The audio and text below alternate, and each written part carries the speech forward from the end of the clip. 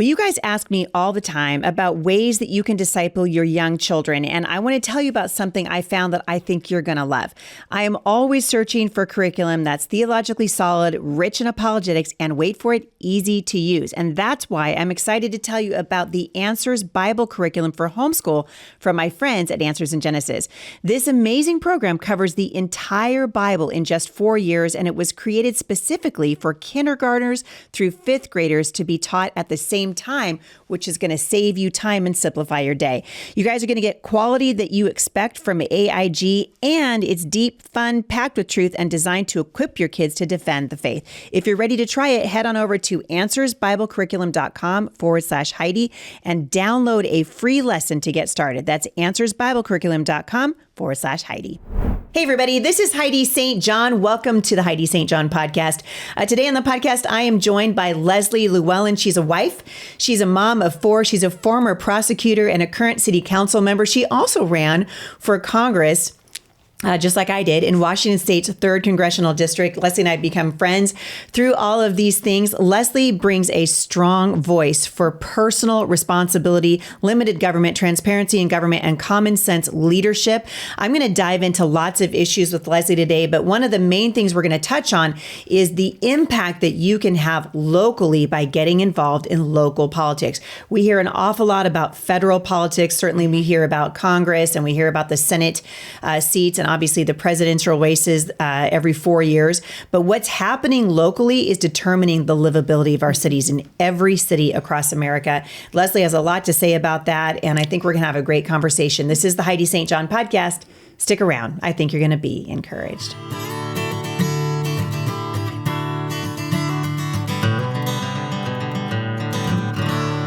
Shout out to our sponsor, the Functional Medical Institute. I love those guys. Check them out at homeschoolhealth.com and be sure and use the coupon code Heidi for 20% off your entire purchase.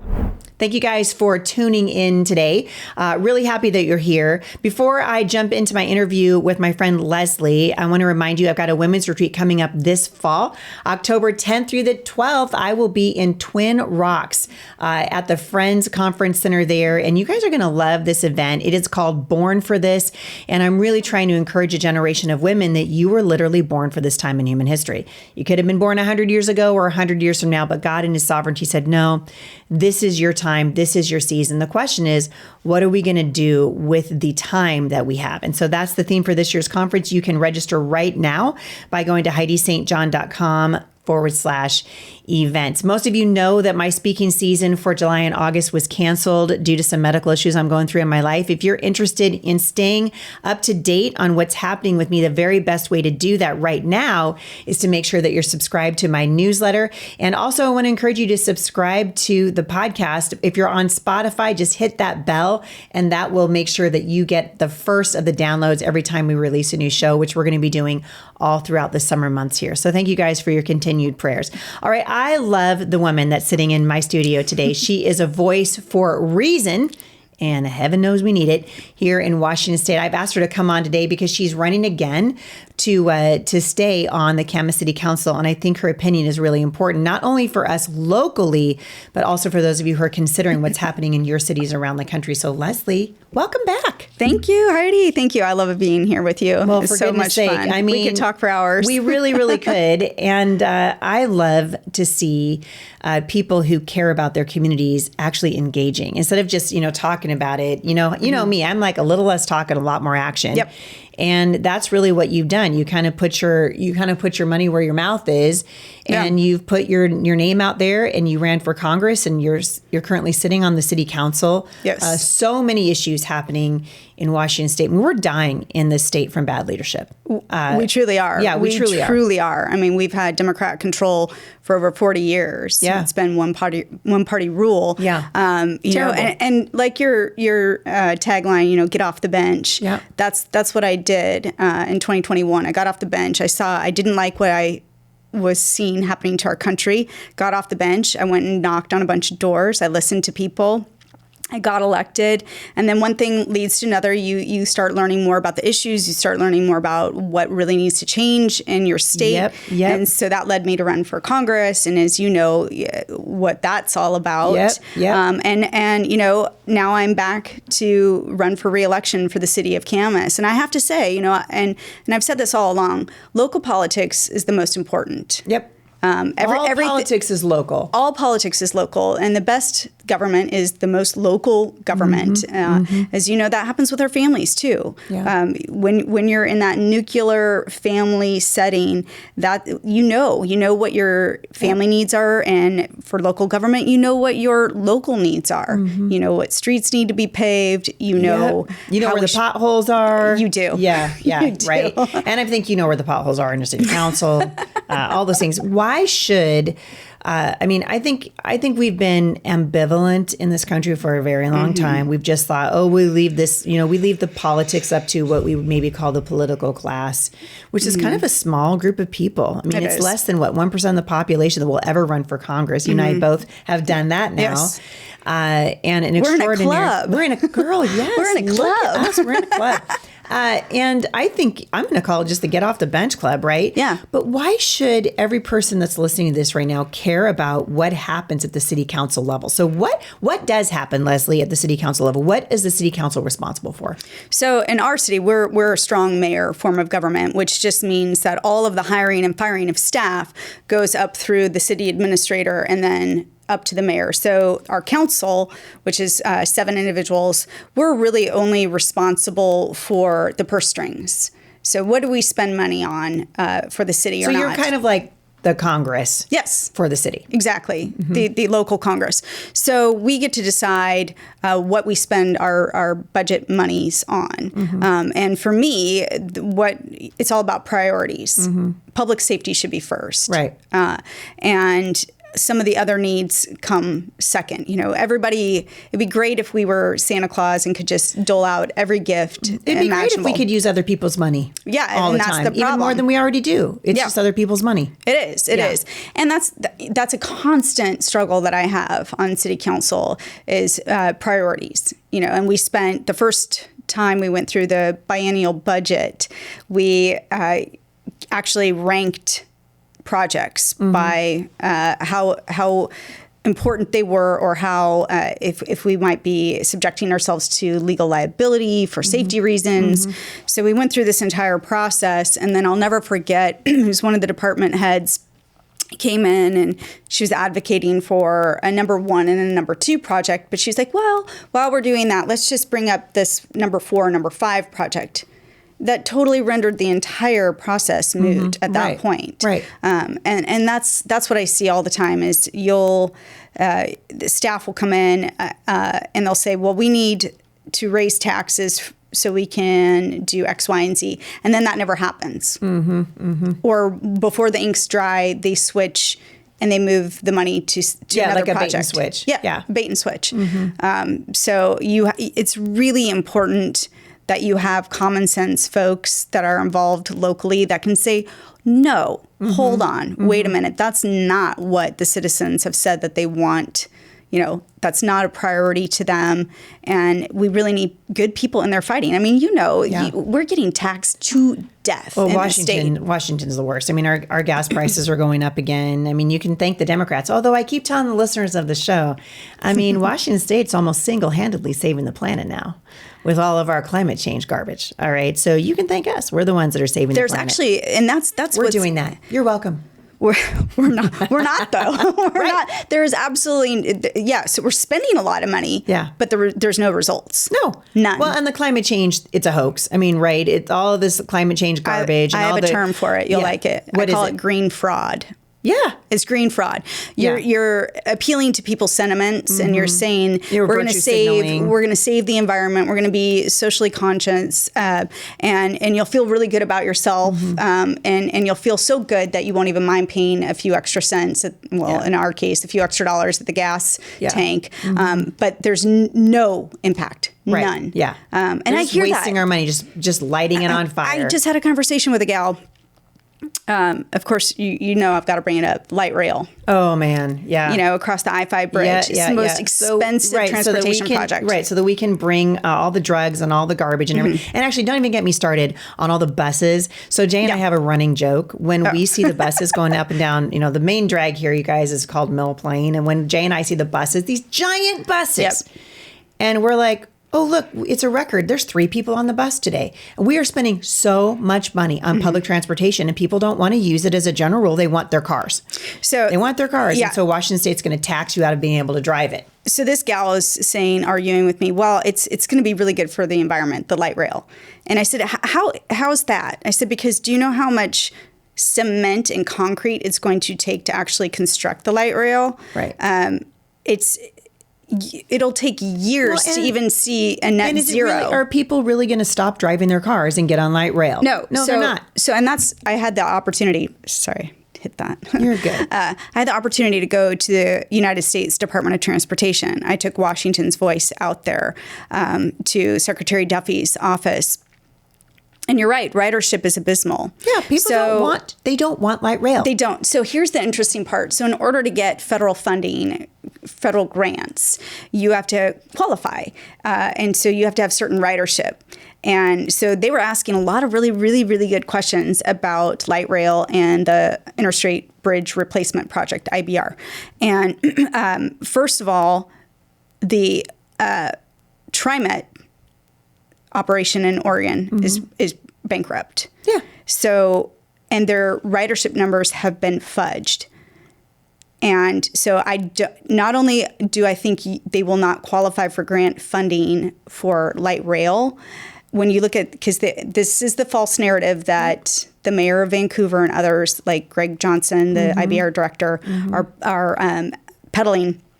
We have to have light rail because it has to be multimodal. Well, you could also have bus rapid transit, which would make sense because you're not, it's a flexible route. You won't just have fixed rail there. But the interesting part about that is that bus ridership is so low that I don't even think they'd qualify for that. No, and honestly, I mean, you might as well just hire Uber.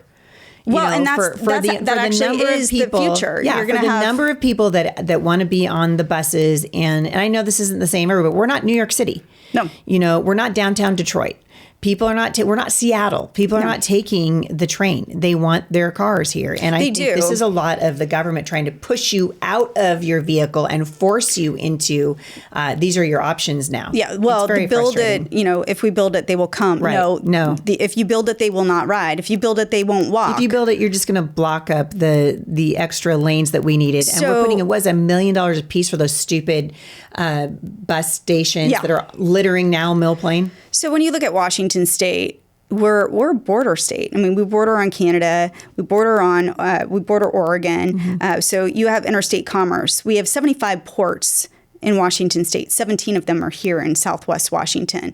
If you take an entire lane and make it just for light rail, and then you narrow the other, muck everything up. Well, and they're narrowing the other lanes for pedestrian and bikes. So when I sat on the Regional Transportation Council, the entire conversation was around DEI and climate. And I'm thinking, I thought this was a transportation organization. I thought we were trying to move people and cargo. Yeah, no, we're not. We're just trying. We're trying to make sure that the planet is healthy, and also people want to be on bicycles. They're not going to be on bicycles. How many people do you see? It rains here. Yeah, it does. How many months out of the year? Right. Yeah. Right. They don't want to be on bicycles. I mean, you see that. Yeah. You see that in Vancouver. You see it in all the cities. They now have this complete streets programs. So they're taking existing roads, narrowing them or reducing the number of lanes so they can accommodate for pedestrian and bike ridership. It's so infuriating. How many bikers do you see? Hardly any. Yeah, because I was driving over here and I was like, oh, look. No, but there's bike lanes everywhere. There's bike lanes everywhere and nobody's in them. There aren't. And we're just so thankful. We're so thankful. Thank you to the wonderful people and it's Southwest a waste. Washington. I'm sorry. It is a waste of money. And it costs so much money to do that. Yeah. You guys know how passionate I am to see parents discipling their children in the Bible. And while it doesn't have to be complicated, it does have to be intentional. That's why I'm excited to introduce you guys to the Illuminate Bible series from my friends at Lifestone Ministries.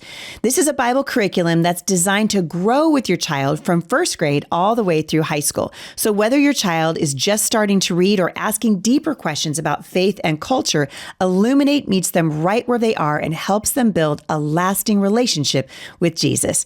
Each week, you'll walk through a simple 5-step approach. You'll look at a Bible story, check out the context around it, see how it connects to the rest of Scripture, study the theology behind it, and find out what it means for real life. It's designed for families, so you don't need 5 different books for 5 different kids. You can go through it together using workbooks tailored to the ages of your kids. So if you've been looking for a way to disciple your kids without adding more stress to your day, this is it. For more information, visit lifestoneministries.com/Heidi to learn more about this amazing homeschooling tool. People don't understand, and this is why I'm glad that you're here today, because the power and influence that is wielded at these meetings, it's really just a few people that are making these decisions, and we're seeing push narratives out into the paper and out, through, the mayor of Vancouver, and this is happening. I mean, obviously we're talking about Southwest Washington, but I guarantee you similar scenarios, are playing out in every city across America. And if you guys don't like what's happening in your city, you have to get involved. What is something that you think that is misunderstood, that people often misunderstand about the power and influence of local government? So I think people just don't really understand how it works. They don't. They don't. So council is, like you said, the legislative branch of local politics, and then mayor and city administrator are the executive branch. So the thing that I think people misunderstand is literally how much impact those decisions have every single day. I can't tell you how many people I actually encourage every single week. Please come down to council. Are people coming to council meetings? They are now. I love it. They are now. They weren't before. But I always say, look, you can send an email and you can but you show Zoom up, it's way better. But when you're looking those council members in the eye and you're talking about what's really important to you, it makes a difference. It makes a huge difference in some cases. My mind has been changed based on public comment. Yeah, testimony. They'll have a certain perspective that I never thought of before, and it will change my mind. But it's and if they hadn't shown up, you wouldn't have heard that perspective. I wouldn't have. And also, emails are just really easy to read, and then okay, that's great. But when you see somebody really passionate and you see the impact that it's having on their lives, that makes a difference. What do you think the obstacles are? So I still am kind of, we still have. I mean, this has been a frustration for me, not only here in Southwest Washington, but I see this around the country. Christians just hedging, I don't want to get involved, but what do you think are some of the biggest obstacles that keep people from getting involved in local politics? You were saying a few minutes ago before we started that for women, local politics is a really great way to have an impact and still be able to stay home with your kids. Absolutely. Flesh that out, because I thought that's just a great observation. So most city councils meet pretty infrequently. We meet the first and the third Monday of every month in the evening. So we don't start until 4:30, and then we're usually done before 10 o'clock at night. Yes, there's reading and there's prep work that I need to do, and I meet with citizens and whatnot, but it really is, you can choose how actually involved you are in what capacity. But this is great. This gives me an opportunity. I still have 3 children at home. Yep. So I'm able to be there at home with them and do my job. And my husband is usually home at that time to kind of take over, tag team it and say, okay, your turn. Yeah. And then I go down to city council and, I save the world. Yes, that's right. But it's great. And it gives me an opportunity to have this little thing that's my own. As you know, that's important for women. Yeah. To maintain that sense of self beyond their children. Well, you're doing something that you're passionate about in that you live here. Yeah. And it's for my children. Yeah. And so you're having the opportunity to make an impact in the livability of Camas and what we do with our money and listening to citizens and sort of engaging people. What do you think, some practical ways? So if somebody is listening to this and like, man, I can't run for office, but how could I be involved? I mean, one of the ways you just stated was go to these meetings. I mean, Public that's why I comment. tell people, go to your school board meetings. Mm-hmm. Like, even if you are not, if you're me and my kids are not in the schools, for a long, long time, I went to those school board meetings because it turns out that what happens at those local schools is directly impacting my family. I always find, as you know, I think it applies to everybody, but especially women, the excuses that you have for not doing something are usually the precise reasons why you should do those things. So I have 4 children. I don't have the time. I could come up with a million reasons why I should never have run for local office, but those are exactly the reasons why I am running for local office. I want to leave a better city for my children. I want to leave a better country for our children. And I think time and money, I always say to my children, don't tell me you don't have time. We all have 24 hours. Yep. We all have the same 24 hours. We do. So you either find a way or you find an excuse. That's it. So if it's important to you, you'll make the time. Yeah. I make the time because it is important to me. It's very important. And one of the things that I think is really impactful too, I lead by example with my children. I can tell them all day long what they should do or what they should believe. But when they see me in action, when they're listening to me talk to a constituent, when they're watching me door knock or fight on the dais at City Hall, they're learning so much. And I've watched all 4 of my children completely grow during the time that I've been on city council and even during my race for Congress. I listen to them have their own discussions, and I'm proud. Yeah. I'm really proud because I'm not just talking. Yeah. They see me walk the walk, and I think that's important. Yeah, and especially for this generation. I mean, you and I were talking about this a little bit earlier today. I mean, Gen Z, those guys are awake. They are. And they are watching what's going on. I mean, we were at, Jay and I were at dinner last night with one of our kids. She's a Gen Zer. And it's funny, I got millennial kids. I mean, I got kind of the gamut. Yeah. Because we took so many years to have babies. But she was saying that, the Gen Zers have basically, they don't drink. They've rejected alcohol. Yep, 100%. Because they're watching what it did to our generation, right? And we were the people that sort of like, oh, it's not that big a deal. And then people are drunk and you've got alcoholism and all kinds of things. They've watched the unhealthy behaviors that have come from this generation. They've seen the devastation from the feminist movement. What are we on, like 3rd wave feminism now? We've gone from women's suffrage and equal pay for equal work and right to vote. All those are really good things. To we hate men and kill your baby. Yeah. I mean, that's 3rd wave feminism. And Gen Z is by and large rejecting it. And for them to be able to see their parents involved, it really is setting a tone. And I think we're going to see real change in the country based on what Gen Z is looking to do.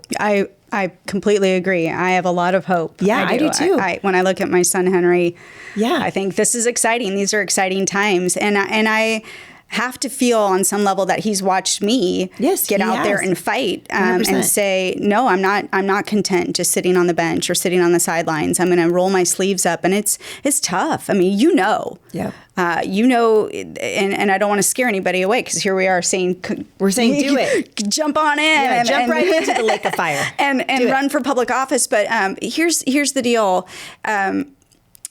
People are going to say negative things behind computer screens.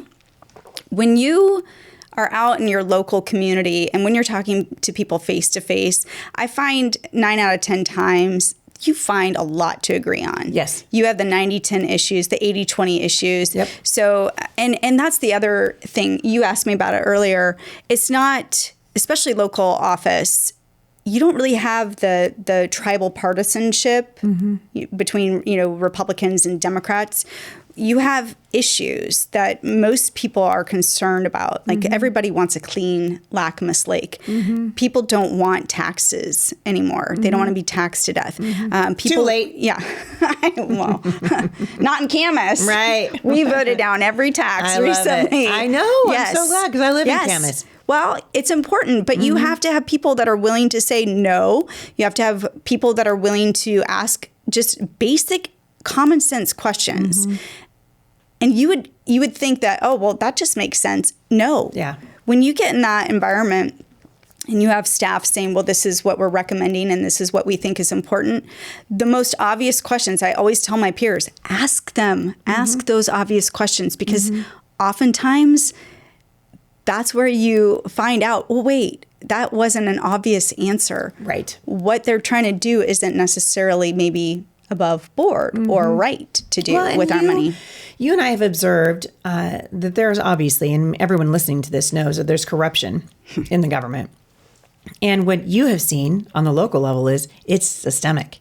So what we see in the federal government is actually being mimicked in the local government because there's corruption everywhere. And if people don't want corruption in their local government, they have to get involved. They absolutely have to get involved. You can't, this is not a time to sit it out. I was in a meeting a couple of days ago with groups of, I've been going around and kind of talking to different groups of people that are interested in seeing change here locally. And I've been telling them some of these guys are kind of fighting with each other, a little bit of infighting. And I'm like, we got to stop this. Yeah. Because if we don't stop with the infighting locally, if we can't get our messaging on point, we don't need uniformity, but we do need unity. Yes. We absolutely need it. If we want to see any change happen anywhere. And once you get that unity, we're moving in the same direction, and you can identify where little points of corruption are and start to root them out, that's when you start to see change. But it really does require people to care enough about it. Men who are listening, for goodness sake, you guys, get involved. If you don't like what's happening at your city level, get involved. Yeah. There are a lot of people, I think, Leslie, people are busy. I'm very busy, obviously. You are. And I think people will say, okay, I want to stay informed, but I don't want to be overwhelmed. And in fact, I was driving through Red Leaf getting a cup of coffee the other day, and one of my kids works there. And her coworker she said, hey, I heard you're the person to talk to about the news. And I was like, yeah, right. I am the news girl. You ask me. And she said, well, I'm just going to ask you because I don't like to watch it because I feel overwhelmed by it. I just feel like I can't do anything about it. And so why am I even listening to this? How do we stay engaged without feeling overwhelmed? Well, isn't that the Ronald Reagan quote that I read at Firmly Planted last, October? Yeah. We have a lot of problems in our country, and people are praying to God, saying, waiting for him to come and do something. And I think Ronald Reagan said, well, don't you think God's looking at you saying, well, why don't you do something about it? So we can't do everything, but everybody can do something. Yeah. Everybody can do something. So what is the something that you can do? Can you sit on the planning commission? Can you sit on the Parks and Rec board? Turns out Parks and Rec is pretty important. It is. You wonder why drag queens are down in your city parks? That's why. Very important. Yeah. If you want to get on city council, run. Half the time you don't even have to run. So if that's a roadblock for some people, look and see, are there any appointments up for city council or for your school board? Sometimes that takes some of the pressure off. There's so many ways to get involved. What do you say to people who feel intimidated by politics? So they might be intimidated by politics, but they want to start paying attention to what's happening locally. Start small. Start small. Yeah. Start going to your HOA meetings. If you really want to start small, start there. Start learning what your neighbors are concerned about. Start going to city council. If you're really wanting to start really small, zoom in. Like our city hall has a Zoom capacity, but actually go down there. I feel like the face-to-face thing. We live our lives behind screens now. I don't like it. Right. We live our lives behind screens. I think, we saw this in COVID, right? The suicide rate just skyrocketed. I was listening to a woman. I thought this was so interesting. And obviously this would be a whole other podcast, but this woman on Tucker Carlson talking about how she started having anxiety attacks when she was in high school. She had this weird sort of out of body experience and something triggered it anyway, almost like a psychotic break. Wow. Her parents put her on antidepressant medicine and basically medicalized her. Now, and they did the best they could, but they medicalized her. So she spent years and years and years on benzodiazepines, on, every kind of psychotropic drug you could possibly imagine.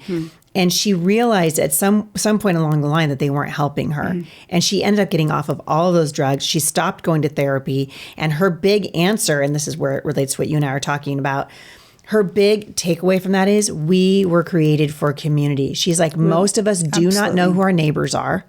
She's like, when was the last time that you said, we're going to have a neighborhood block party, or I'm going to invite 5 of my neighbors over, and I'm going to say, hey, I have a spare room in my house. If anybody ever needs a spare room, if there's an emergency in your family or if something happens and you need help, I have this. Or what tools do you have in your garage that I don't have in my garage that we can share? And she said it was literally life-changing for her. Yeah. This was a woman who'd been diagnosed bipolar and realized, you know what, I am not unfixable. I just need people in my life, and we were created for relationship. But boy, I'll tell you, these screens are screwing us up. They are. I mean, we are designed for communities. I was just talking about one of my sons, and I'm so hopeful and praying for him because he's going to go to a military cadet program this summer. And I said to him, you're going to find your community. You're going to find your people. And that's a lifeline. That's a lifeline. Yes. And, you know, city council, we hadn't lived in Camas all that long before I decided to run for council. So all those excuses, like, don't think that you have to live in a community for decades to run. You don't. Well, that's good. You don't have to have money. You can be on Facebook and spread the news, or better yet, just hoof it. Yeah, start knocking on doors. I knocked on 5,000 doors. I met so many people. What is that experience like? Okay, there's a lot of people listening to be like, knocking on doors. That just sounds like the worst thing ever. It's awesome. Today's podcast is being sponsored in part by my friends at the Functional Medical Institute. You guys know I love Doctors Mark and Michelle Sherwood. They are internationally recognized pioneers in the field of functional medicine, biohacking, and longevity, and they have been helping thousands of people transform their health by breaking free from chronic illnesses to achieve vibrant health. I love these guys. Their approaches are really unique and revolutionary, and they're helping people reverse chronic common disease processes and delivering real, lasting health transformations where traditional medicine often falls short. They tackle root causes and integrate advanced therapies like peptides. This is something I was telling you guys about. When I got my tumor diagnosis, one of the very first things that they did was put me on peptides. And it is remarkable what these guys are doing with hormones, supplementation, and functional nutrition, as well as cutting-edge data, including DNA and other advanced testing. And you guys can access them right from the comfort of your own home online. And I hope that you will, because they are producing unmatched, life-changing results. Check them out at homeschoolhealth.com and be sure to use the coupon code Heidi for 20% off whatever you order at the website. That's homeschoolhealth.com. Okay, tell me. It's awesome. Well, I mean, I did, obviously, when I was running for Congress. I can tell you the scary stories, getting chased by a bee or a dog or whatever, or the gal who I knocked on her door and she's like, gosh, you're short. Oh. And I was like, really? I imagine myself to be so much taller.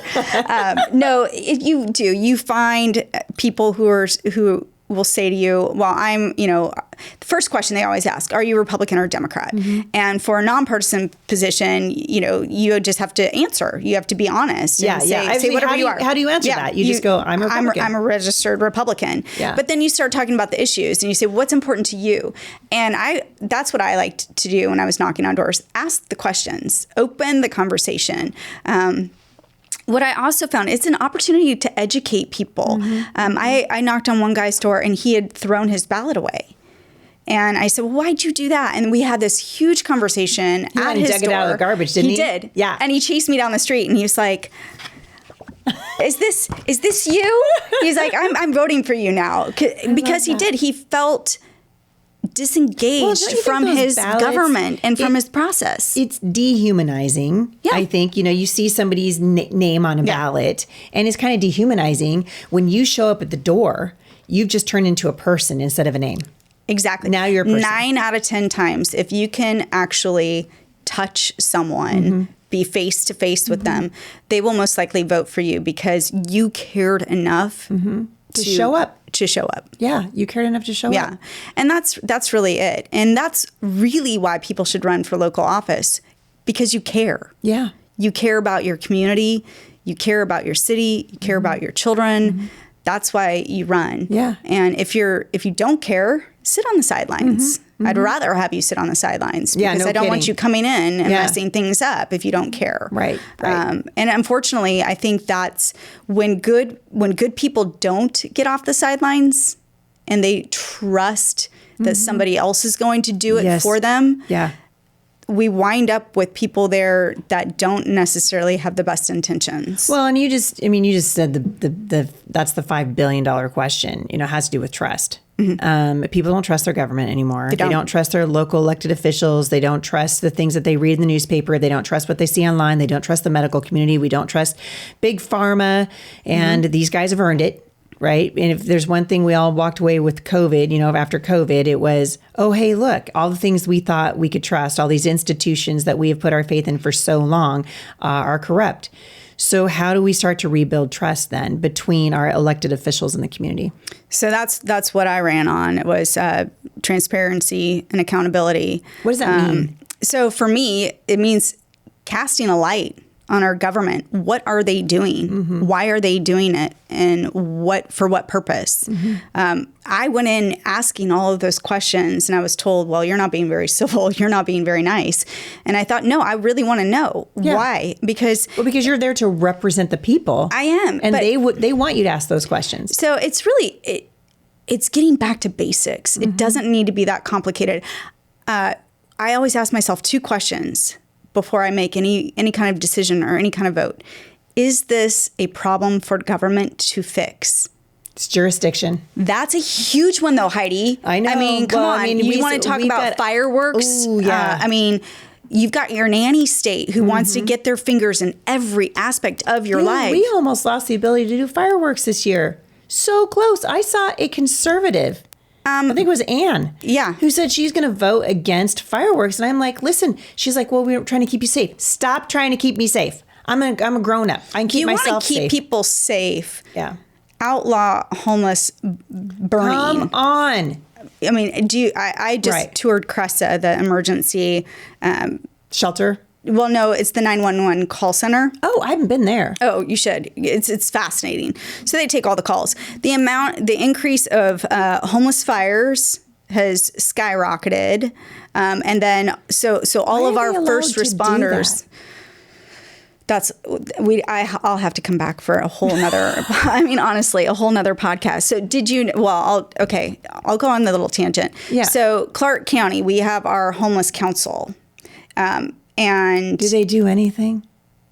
They spend a lot of money. Yeah. So the homeless council now gives out homeless vouchers for one-night stays at a hotel, motel, whatever you want to call it. There is only one facility in all of Clark County that accepts these vouchers. Well, naturally, I wouldn't. And guess where it is? If you owned it, would you do it? Guess where it is? Off of I-5. No. Camas, it's on the border of Camas and Washougal. No. So all of these officers and it's not the officers' fault, all these officers are dropping homeless individuals off in Camas and Washougal for their one-night stay at the Rama Inn. Go visit that one. Don't forget your hand sanitizer. Holy moly. And guess what? There's no way for them to go back to wherever they came from. So they're staying. And on top of it, this Rama Inn is accepting hospital vouchers for people who have been hospitalized for mental issues or whatever, and they're staying for 4 to 5 nights. The cleanup for some of this is like you have to bring in a hazmat team and everything. Local jurisdictions do not have the funds or the facilities or the equipment or the capability to handle this crisis.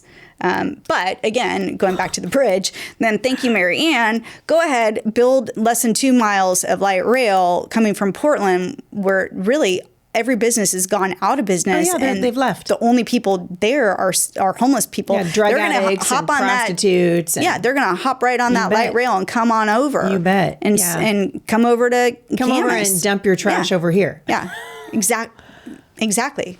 That is nuts. It is nuts. It's nuts. But that's what I've been doing. I did a ride along with a police officer. I highly recommend that too.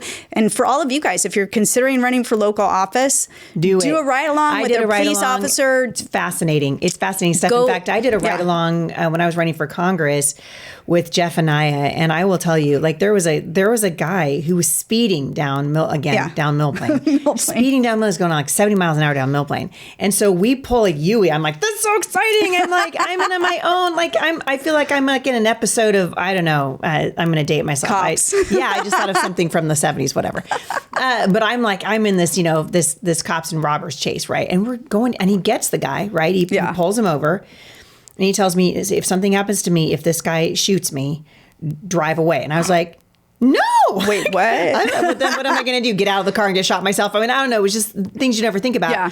He pulls this guy over, and before he gets out of the car, he pulls him up on his little computer screen. You can see this guy's had warrant after warrant after warrant. We're talking about, he's been in and out of jail, possession of drugs, possession of an illegal weapon, all this stuff.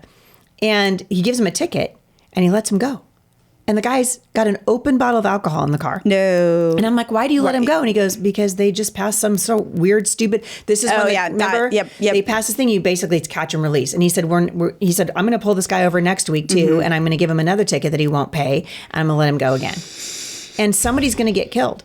And I'm like, it is bad leadership. We have a crisis all across this country. We do. And certainly here in Washington State, from the governor's office down to our local jurisdictions, down to city council. This is a leadership crisis. And the thing about it is it's fixable. It is fixable. And you need good common sense people. You do. You can't normal people. You can't decriminalize drugs and drug use and drug possession and expect the problem to go down. Right. You can't. Look, I mean, Oregon, they've tried it. It failed. Didn't now work. It's just coming right over here. I mean, we've held 2 fentanyl town halls. And Heidi, I have to tell you, you got to come to the next one. It is. You got to tell me when it is, and I'll be there. Heartbreaking.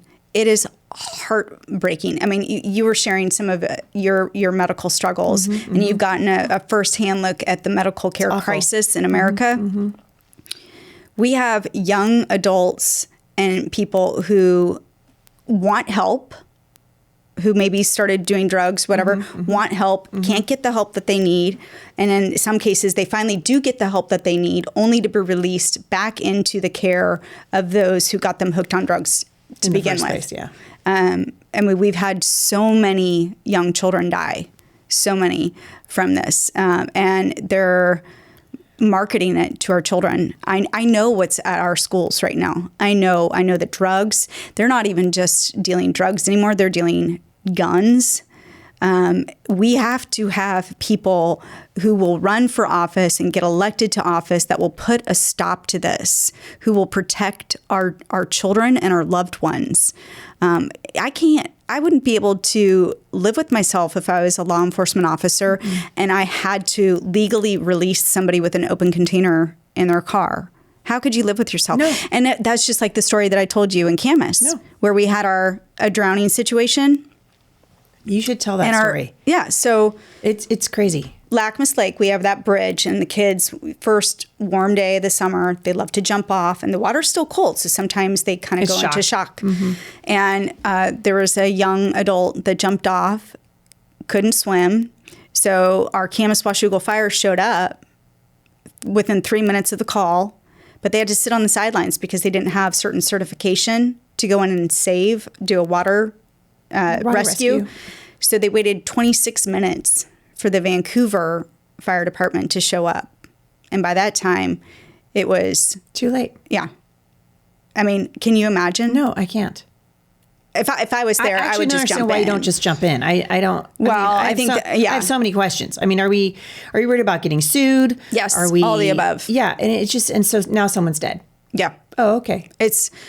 But when you look at our city, that's one of the things that council does is they recommend how we spend our budget.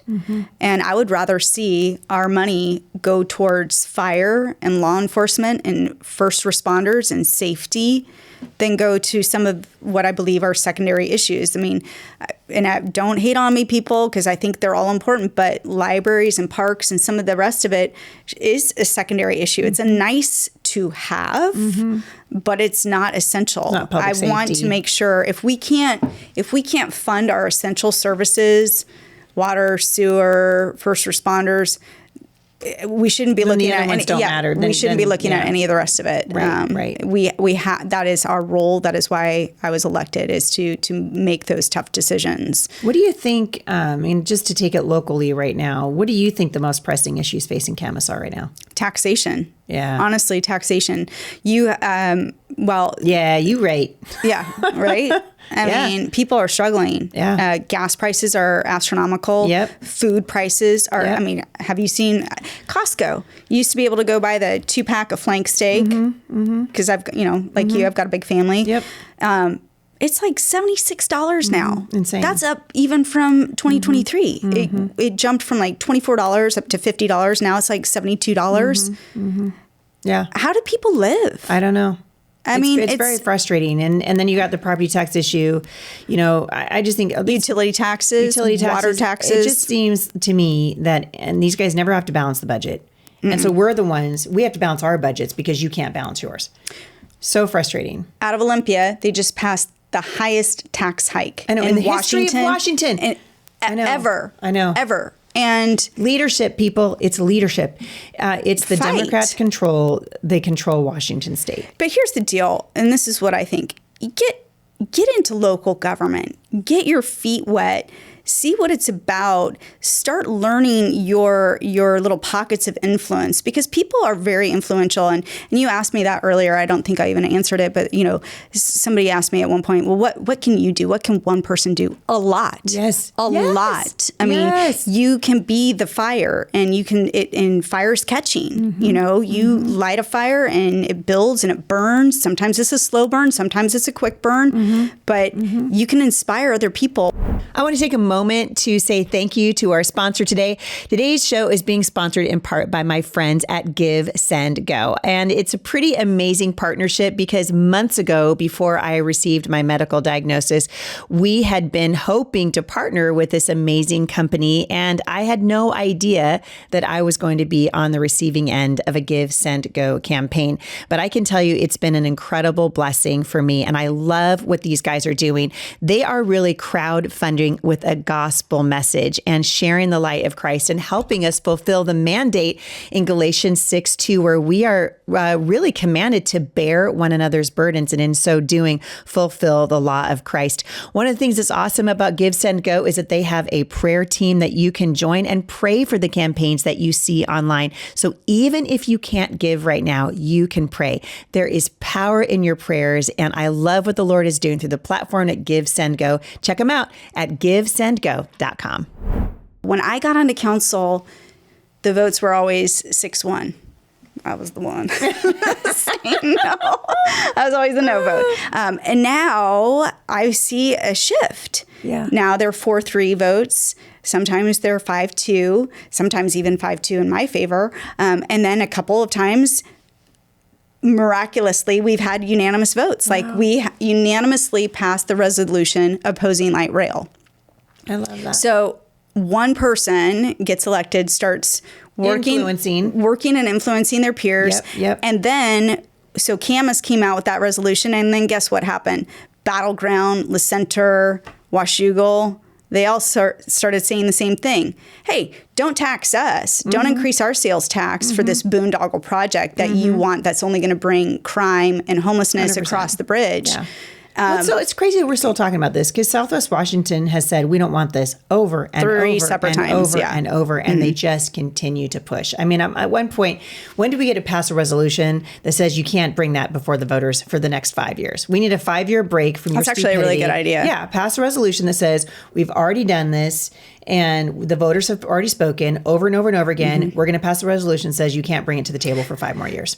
Well, that's what I talked about at the Department of Transportation federally too. I said, why are we trying to repackage the same failed program over and over again? Right. I said, why aren't we talking about a third crossing, which would make better financial sense, better economic sense, and better transportation sense? Yes.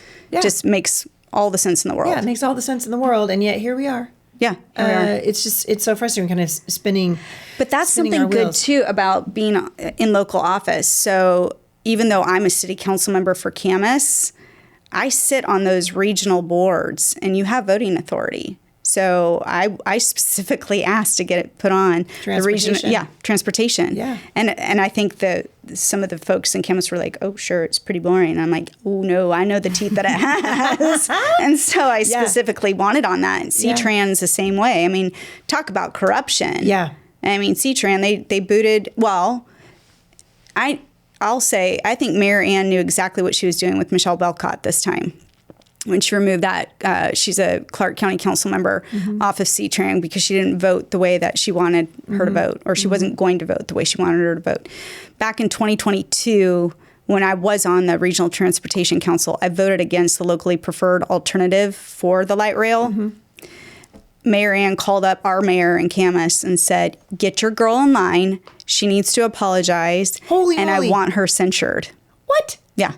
And I said, oh, no. I did my research. How could they censure you for that? What would that be based on? They thought that I didn't understand that I was representing both Camas and Washougal. And I said, no, I fully understood that. And I checked with the attorney at RTC, and I knew what my voting rights were. Wow. Yeah. So corruption. Yeah. It's just right in your face. Right. It's just right out there. It's just. Yep. A lot of bullies, too. I continue to believe that if people would simply follow the lead of people like you and ordinary people who consider themselves, I think sometimes people just think, well, I'm just not, how could I do that? I'm just a healthcare worker, or I'm just a teacher, or I'm just a homeschool mom, or I'm just stop taking the stop putting it in there. That's why you should. If you are a homeschool mom, or you are a healthcare worker, or you are a teacher in the public schools, and you see what's happening in the schools, and you've got some solutions, we need people with actual solutions. Yes. Because what we've seen hijack states like ours, and it's really like a cancer, and it starts in places like this, but then it metastasizes to, other areas and other jurisdictions.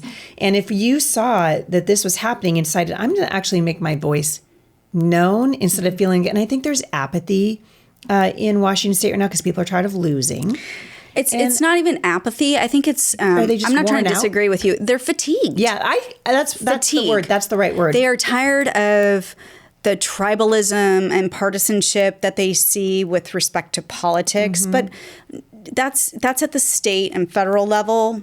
Tribalism doesn't really come into play locally. I mean, you have other issues that come into play, but you have volunteer fatigue. You have donor fatigue. Oh, sure. People are tired of seeing political signs, the whole thing. They're just tired of it. I mean, I have my little signs, I know. And I put my little reelect sticker, and part of the conversation we're having is, when do I put my signs up? Right. Because people they don't want to see it. They're tired of it. They're like, oh my gosh, here's another site. Here we go again. Here we go again. So it's at the time of this recording, the middle of June. I don't know when this will air. It'll probably air at some point here pretty soon.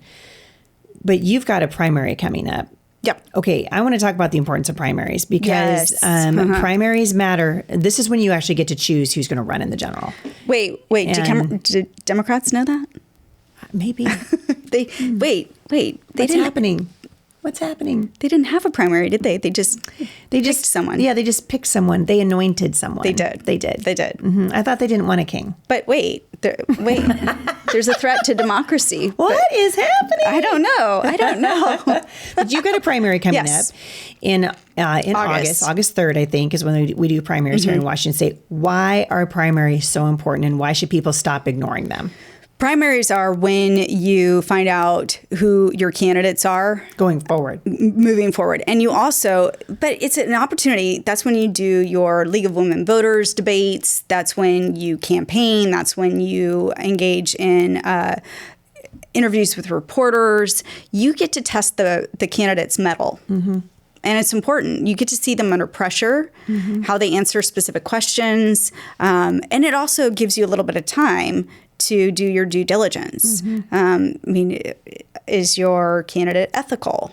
Is there some sort of background or dirt on the candidate that would disqualify them? That's when it needs to come out, is in the primary. I mean, we've seen this in Washington State, and I won't pick on any person in particular, but if there's been a recall effort, or if there's legal issues pending for voter issues, then you don't want that person to advance to the general, because the Democrats will kill them in the general, right? Because that's when they sling all the mud at you. And the problem, I think, with conservatives and Republicans, and specifically, in these primaries is that, and you and I have talked about this before, we tend to fight we just go at it in the primary. We do. And this is the time, you're absolutely right, to ask questions, but it is not the time to scorch the earth, because then you run these scorched earth campaigns and people, they go, these Republicans especially, they go to their corners of the room, and then whoever guy doesn't advance to the general, they don't vote. They just don't come out and vote. And then we lose.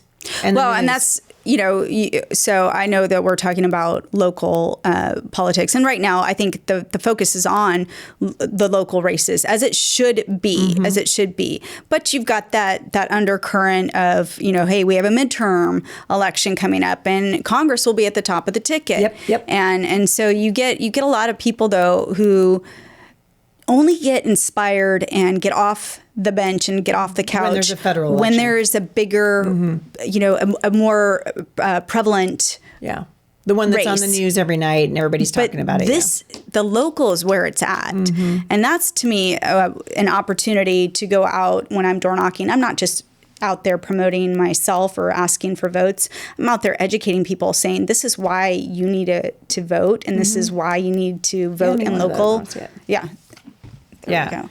So that's important. But when I was out in D.C., that was one of the things that they were talking about with this midterm cycle. We've got a Republican in the White House. Yep. How are we going to motivate people to get off the bench? Right. To vote, because we historically have low voter turnout. So, and we need turnout. I mean, lots of you guys listening to this right now, you're coming up. Everybody vote. Please vote. When you see that if it's a local election, especially, I mean, we're really trying for the purposes of this show to highlight why local leadership is so important. Our cities are dying because of local leadership. We got homeless crisis. That's not the federal government that's doing that. That's your local leadership. If people are enforcing a couple of years ago mask mandates here in Clark County, that's local leadership. A bunch of weirdos imposing, really outside of their jurisdiction, making completely unconstitutional decisions. And people don't know their constitutional rights. And so then you can strip their rights away from people who don't even know that they have them. And that's great to be able to inform them at the door. Yep. Run for office. If you don't want to run for office, host a meet and greet. Host a meet and greet. It's so important. And will you host a meet and greet for me at your house? Absolutely, girl. Thank you. I will. Just bring folks over for coffee. I will. And we can all chat about what's important to Camas. Let's do it. And they can hear from me and they can ask good questions. Yeah, I love it. And then I hear from them and I go fight for them because I'm their voice. I love that. I love it. And it's amazing how you meet people. Right? Then you feel a sense of community. Yes, then you feel the sense of community, and all of a sudden you know your neighbors and you understand what's important to your neighbors, and you're oh, hey, we've got something in common. And it builds a sense of camaraderie that the screens have taken away from us. That's true. And this sense of sort of unplugged, we've gotten unplugged, because I think that, voter turnout just gets lower and lower and lower every year. And that's what I always say. Hey, whenever I am talking to somebody else, usually, well, if you're running for Congress, you're asking sometimes for money, but you're also asking for a vote. And sometimes I call it rolling down the hill, so if they don't have the ability to donate money, do you have the ability to host a meet and greet? Yes. And then even if they don't do that, and I think I mentioned this at the event in November, take literature over to your neighbor's house. Go to 4 or 5 people and say, hey, these are the candidates that I like. And this is why. And I really hope you vote. And go and ask if you have older neighbors that might not be as mobile. Say, can I take your ballot in? Down, yeah. It's just being a good person at the end of the day. Well, I think we've just forgotten. I'm loving this conversation because I think we've just forgotten how to live in community. And we've forgotten that it matters, like the face-to-face conversations. That was my one big takeaway from running for Congress. And of course, I did it in the cycle before you did it. Yeah. But there were lots like in thick with COVID too. That at was that time. rough, man. I mean, that was a really rough time to run for Congress. But for as many things that happened that were difficult, my takeaway from that was overall it was positive, because I got to meet people. I got to talk to people. I got to hear what's on the minds of my fellow Washingtonians. I got to engage with them. And those are relationships I still have to this day. Some of my best friends are the folks you met that because you were running. And I think, boy, you guys, we were created for community. You guys hear me talk about this all the time, especially I think in the homeschool community. You weren't, we don't homeschool our kids to isolate them. we're just looking at a different form of education, and it doesn't mean isolation. That's why the Homeschool Resource Center exists. So I'm a huge you have a huge fan. community. Yeah, I'm a huge I believer talk in about community. you all the time to folks when I'm here locally in Washington and in Washington, D.C. I said, this is amazing. There's a huge community, and you're doing such good work with that because, it's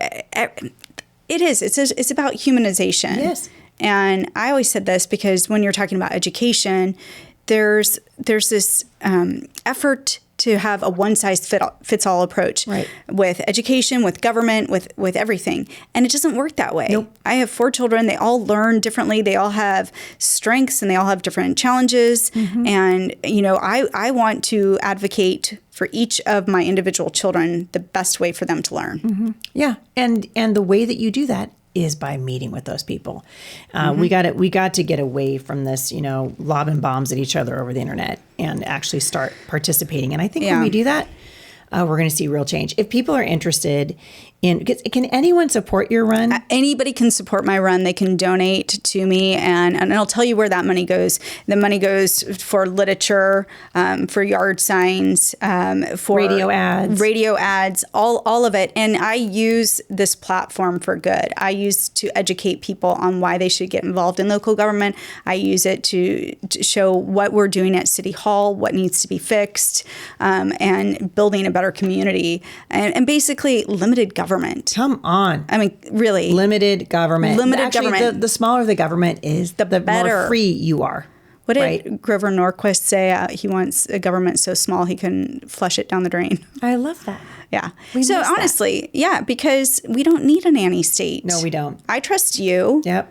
I trust you that you know how to spend your money and how to raise your children. Which is why I voted for you for city council. I think that as we get to know each other, and as we talk about the things that we have in common, and we focus on those things, we focus on what unites us rather than what divides us. And we start getting together and we're praying together and we're talking about what we long to see 5 years from now, 10 years from now, 30 years from now, where we live.